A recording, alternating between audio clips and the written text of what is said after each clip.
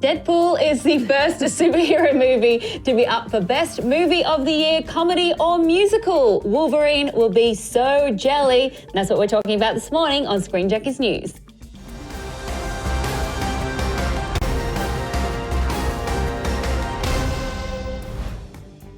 This morning, the Golden Globe nominations were announced, and to the surprise of nearly everyone who expect a certain amount of decorum from an awards show, Deadpool has crashed the party. That's right, Deadpool, the Merc with the mouth, is now the Merc up for a Golden Globe. One for Best Picture Musical or Comedy, and one for Best Actor for star Ryan Reynolds. Can't wait to see what Deadpool says over highballs to Dame Judi Dench. With me now to discuss this is my good mate, Roth Cornett. Hey, Roth.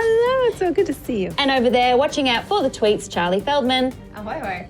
And you can join in with the conversation by using the hashtag SJNews. First off, Roth, we're by ourselves this morning because everyone's watching Star Wars. Literally the entire rest of the crew is off watching Rogue One, and so we'll definitely get a chance to chime in with them throughout the week and hear what Dan thinks, and Andy and Spencer and Joe and all the guys.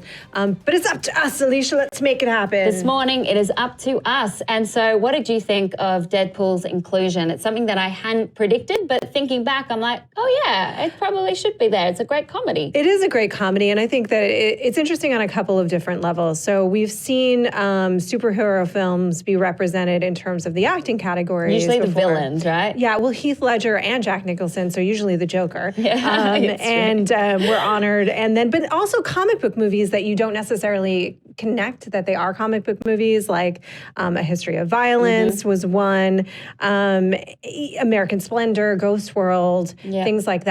But this is the first time that we have seen a superhero movie, a straight up superhero movie, costume superhero, be nominated as Best Picture. And so that's pretty interesting. Yeah, but I think it has more to do with the fact that they wanted more comedies. Yeah, I think there was a directive this year towards the HFPA to actually nominate comedies, because in the past, and I think last year as well, there was such a blurred line between, oh yeah, it's a comedy. I think The Martian, right? Yeah. The Martian was up for Best Comedy, and it's like, really? I don't think that is a comedy, but it was just a way to get nominated. So I am glad that they're going for more straight comedies. I do wish that they had like Don't Think Twice in the mix, or The Nice Guys as well. But we will get to that when we break down all the categories. Overall, what were your thoughts about the Golden Globe nominations? I thought, surprised that Silence wasn't in there. I thought that was a huge snub. I know that you felt differently from me, but I felt like the buzz on that one, plus they've been pushing it out screener-wise and screening-wise, so they have definitely had the chance to watch this film, even though it's only just started screening. Right. So a couple of different things, like we're moving on from Deadpool, but I just do want to say that personally, I really always want to see genre films and straight comedies get their due, right? I don't think that we've seen enough of that. You know, they're not easy, right? They're not necessarily easy films to make, particularly comedies. And I think that they always are overshadowed by dramas. So I think this year hasn't been particularly great for comedies. Yeah. There's been a couple of exceptions. Like The Nice Guys, which was really awesome. So it was kind of a bummer that wasn't included. But in terms of Silence, so this is the Martin Scorsese film that he has been trying to make for how many years? Like 20 years, the roughly? Jesuit priest film. It's a long movie. I've heard from some critics who've seen it and yet to see it. But it's a bit of a slog, but very well made and very powerful. Right. So this is his passion project, right? And what I've heard about it, and I haven't seen it yet. I see it this Thursday, and I think, frankly, I think a lot of people didn't necessarily see it because it's an almost 3-hour movie that is, from what I'm told, very arduous to watch, very painful to watch. And what I hear is that it entirely rests on the filmmaking. So I'm not necessarily surprised that Silence didn't make the cut. I am surprised a little bit that Scorsese didn't make the cut as director, because that, I am told, is what this film is all about, is the direction. Yes, I was very excited because, I love my indies, to see Sing Street, Captain Fantastic, Hell or High Water, and 7 nominations for La La Land, which is great. That's leading the pack with nominations. But let's get into some of the specific categories, starting with Best Motion Picture Drama. You've got got Hacksaw Ridge, Hell or High Water, Lion, Manchester by the Sea, and Moonlight. Really between Manchester and Moonlight for this. This is a two-man race, I think, at this point. And the thing is, like, I would say, we talked about this the other day, that there were some terrific films this year. Really, really great smaller films this year. I would have loved to see Patterson in the mix for drama, but anyway. But this is still, if you think about Moonlight and Manchester, these are two films that are within the scope of Hollywood, smaller films. They're both, what they have in common is that they're both structurally very interesting. Moonlight in particular has a very unique structure in terms of how the story is told. And it's beautifully directed, beautifully acted, as is Manchester. I kind of wonder. They're our 1 and 2 for the year. Exactly. So these are both of our favorite films of the year. Hard to choose. Yeah. And La La Land, which is another front runner as we get into Oscar. Yeah. Yeah. And I'm not a huge fan of Hacksaw Ridge, but that's just me. I know a lot of people love it. Best Motion Picture, Musical Comedy. This is where Deadpool comes in. 20th Century Women, Deadpool, Florence Foster Jenkins, La La Land, and Sing Street. So happy for Sing Street. It is an actual musical, so great to have it in there. Yeah, I love Sing Street, and certainly at ScreenJunkies, we've been advocating. Andy has been advocating. Andy's been pushing this one. Yeah, so it's great to see it here because even if it doesn't win, which I don't think it will, I think this is certainly going to go to La La Land. Oh, yeah. More people will see it just due to the nomination. Yes. And that is one of the things, you know, there's a lot of debate about whether award shows make sense or not. But one of the things... matter or not, but it definitely does when it comes to, you know, letting people know about a film. And people will go watch a film after it's been nominated. Absolutely, yeah.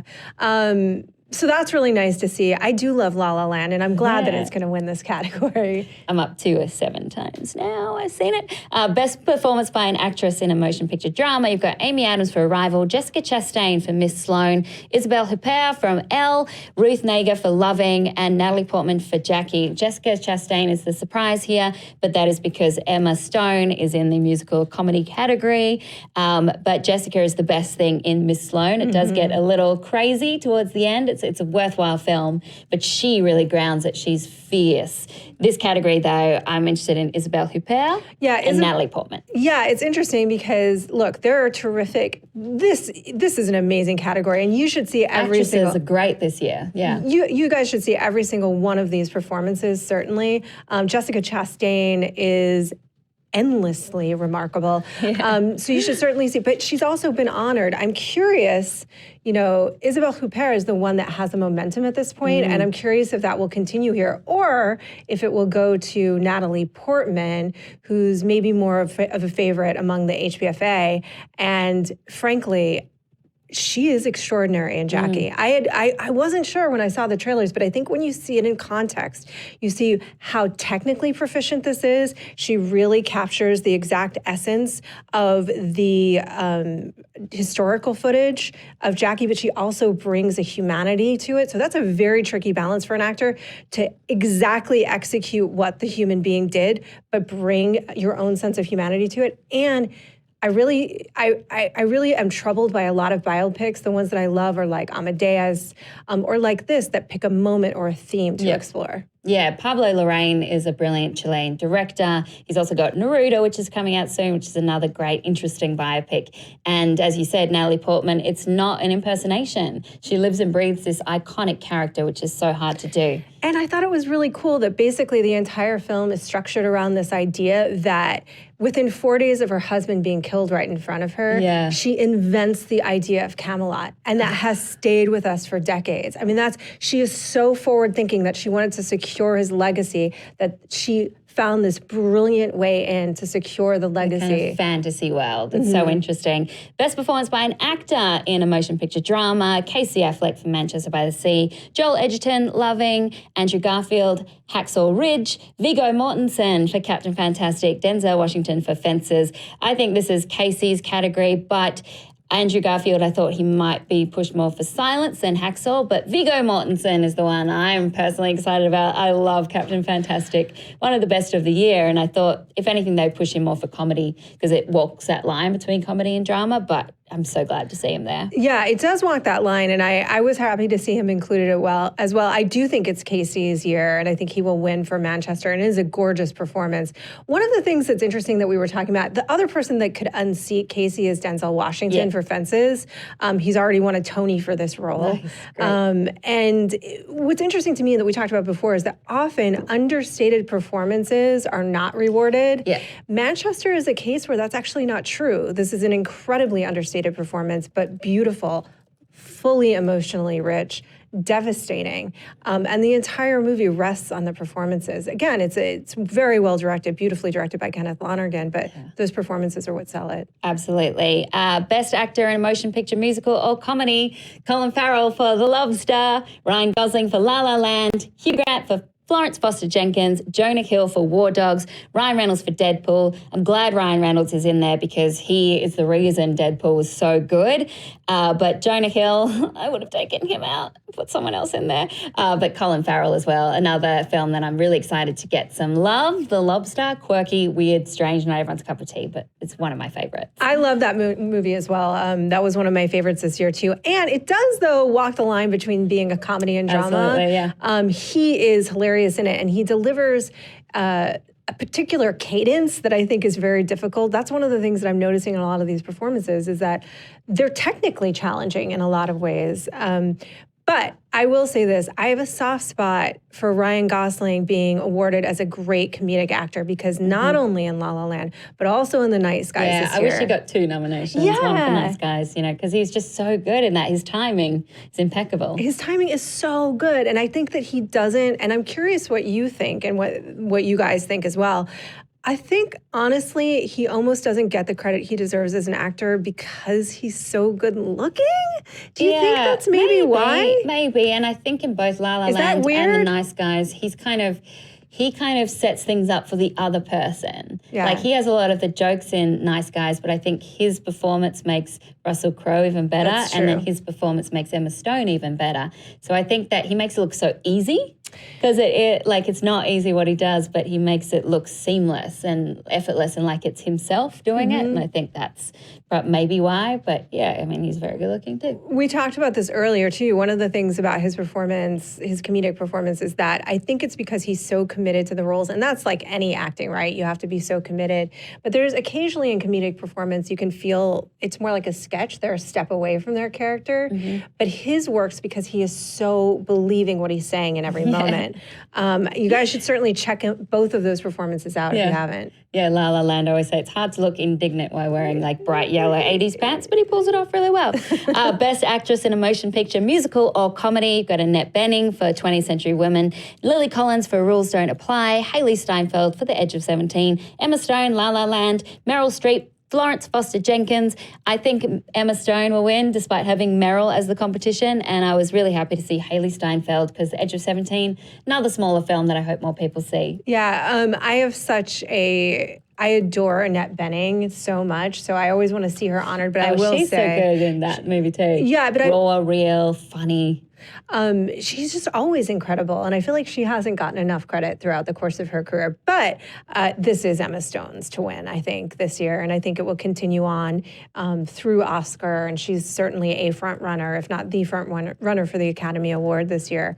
Gosling, not to harken back to that, maybe supporting for Oscar. Yeah. Yeah, that'll be interesting to see. So then we get to the Best Supporting Actor in a Motion Picture Drama. You have Mahershala Ali from Moonlight, Jeff Bridges, Hell or High Water, Simon Helberg for Florence Foster Jenkins, Dev Patel for Lion, and Aaron Taylor-Johnson for Nocturnal Animals.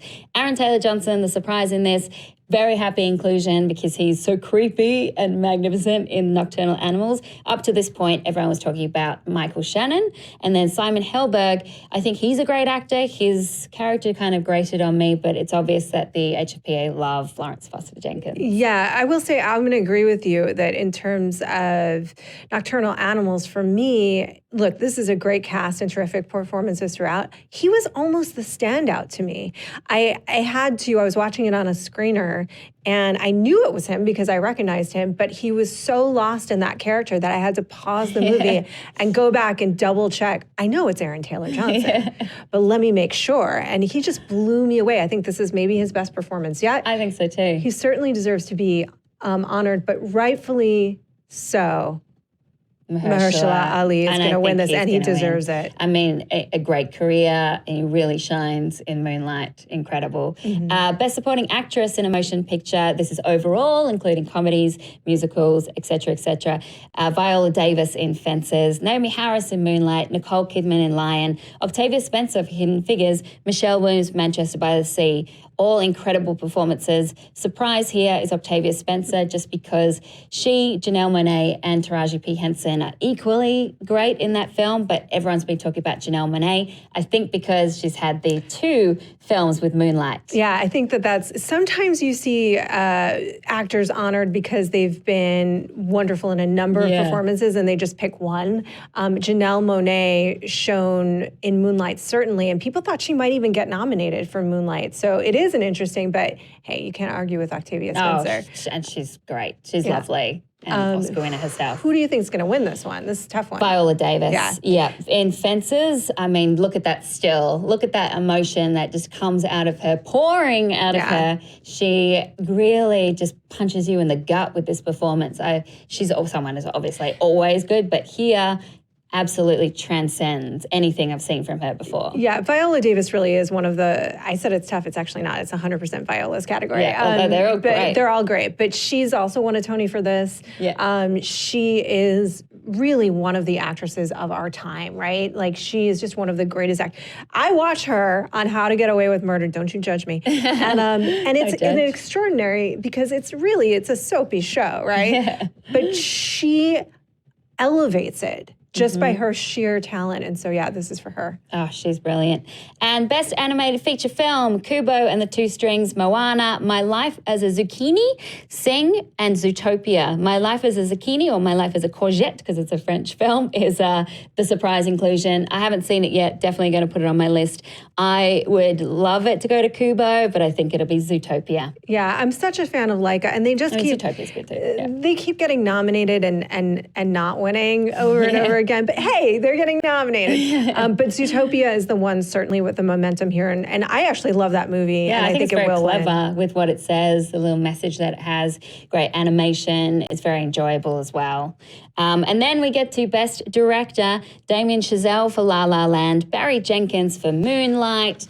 You've got, over my page, Tom Ford for Nocturnal Animals, Mel Gibson for Hacksaw Ridge, and Kenneth Lonergan for Manchester by the Sea. Tom Ford is the surprise inclusion here, just because he hasn't been in the conversation for Nocturnal Animals, but he is so talented that it makes me really mad, because he's obviously a brilliant designer. His first film, A Single Man, was really well executed, and now he tops himself again with this multiple storyline, complex movie. It's so meticulous in the way it's designed. I agree. It is a surprise, but I think a welcome one. Yeah. He certainly deserves the nomination here, because this movie is beautifully directed, and it could easily fall apart, right? A story within a story where one actor, Jake Gyllenhaal, is playing 2 characters, right? Yeah. It is gorgeously executed and thematically rich. But I think this is going to go to Moonlight. I mean, it's one of those things. It's going to be interesting, this category. It is, because sometimes Best Picture and Best Director, like, they sort of honor one or the other when there are 2 films that are the front runner, with like Moonlight and Manchester. Yeah, and I think also that La La Land will win Best Comedy Musical. Yeah. Moonlight will win Best Drama. Yeah. And then you've got both of the directors in that category. So I think it's between Damien and Barry Jenkins. So Damien Chazelle for Moonlight. Jenkins, yeah. But I mean, Damien Chazelle for La La Land and Barry Jenkins for Moonlight. And no Scorsese, which is kind of amazing not to have him included, but I am really happy to see those 2 battle it out in particular. They're so good. Yeah, I think so too. I mean, I wonder, Kenneth Lonergan, I think, is going to win for Best Screenplay. And so they're going to kind of check that box off. So he really maybe won't be in the conversation. But I wonder if there was an upset. I agree with you. It's going to be between those 2 for Moonlight and La La Land. But if there was an upset, I wonder if it would be Manchester. I don't think so, because I think they'll give it to him for Screenplay and call it a day. And performances. Yeah. So many surprises. It'd be so interesting to see how Deadpool does. I hope that they do some kind of like for your consideration, billboards, ads, with Ryan Reynolds, like wasted opportunity. calling if they out don't. like, oh my gosh, I'm Golden Globe nominated. Yeah. That'd be really funny. Charlie, what are people saying on Twitter? So it would be a complete surprise if we don't have a Golden Globes ball joke for Ryan Reynolds for Deadpool. Yeah. I'll be shocked. We're talking snubs mostly in the comments, and we're really surprised that Finding Dory was snubbed. A lot of people are like, don't know if they like Finding Dory, but it was a big snub because Pixar is usually in this category. Also Arrival being snubbed. Yes. Yeah. Except for Amy Adams, there's not a lot for Arrival this year. Yeah, that's a good call. That's one that I was really surprised about because it's one of my favorites of the year. I know Mine you feel too. the same.